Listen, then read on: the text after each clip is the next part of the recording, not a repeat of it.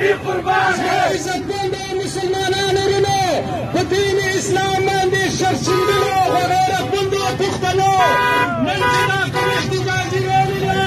دا په سویډن کې د قرآن چې کومه بې حرمتي شوې ده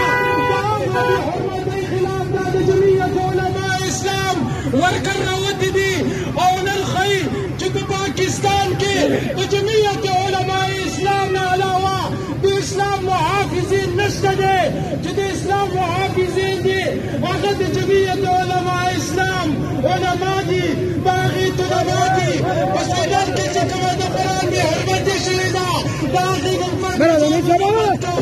او دا مونږ وایو خپل څه دا مطالبه کوو چې کومه بې حرمتي شوې ده دا کېده دي قرارداد پکې باندې پاس کړل شي او تاسې ووایي چې د جمعیت علما اسلام او د مسلمانانو او د پاکستان د مسلمانانو په دې کې بېلګاري شوې ده